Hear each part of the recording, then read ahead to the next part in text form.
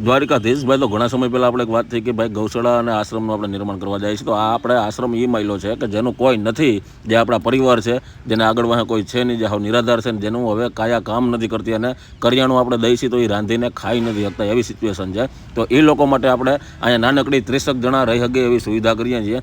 તો 2 દિવસથી આ કામ ચાલુ છે અને આ પછી ખુડચીઓ અને ખાટલાને જેમ ભાઈ જરૂર પડતી જાય એમ બધું આપણે અત્યારે થોડું લેતા જતા હતા. અને અત્યારે કામકાજ સાફ સફાઈનું, વાયરિંગનું, લાઇટિંગનું એ બધું કામકાજ ચાલુ છે. જે પણ ભાઈઓને જે પણ મજા આવે એ યોગદાન કરજો, કારણ કે હજી આપણાનો ઘણો બધો સામાન લેવાનો છે અને કરિયાણું પણ ઘણી બધી જગ્યાએ આપવા જવાનું છે.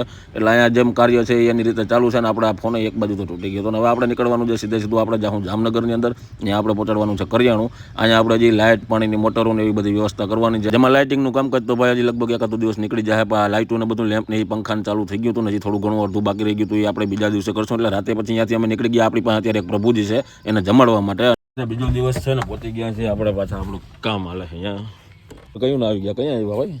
વાહ પાણે જ વાહ ભાઈ. લાઇટિંગનું ને એવું બધું કામ ચાલુ છે. અને મેં જેમ તમને કીધું હતું એમ કે આપણે આશ્રમ એન્ડ ગૌશાળાનું નિર્માણ કરવાના મેં ઘણા સમય પહેલાં તમને વાત કરી હતી. તો એ માયલું અત્યારે એક આપણે અહીંયા 30 જણાની રહેવાની ને એ બધી સુવિધા ઊભી કરીએ છીએ. હવે પાણીનો ટાંકો અને ઠામ વાસણ ઘણું બધું લેવાનું છે. જામનગરની અંદર કીટ આપવા જવાની છે. એટલે જે કંઈ થાય સહયોગ કરી દો. મળીએ આપણે સીધા પાર્ટ 2 ની અંદર.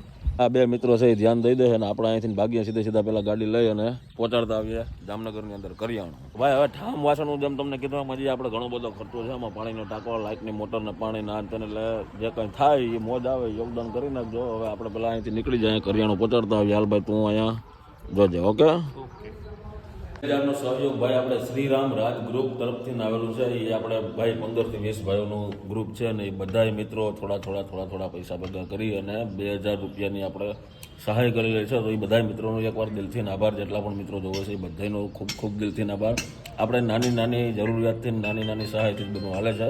તો સપોર્ટ કરજો. જય દ્વારિકાધીશ.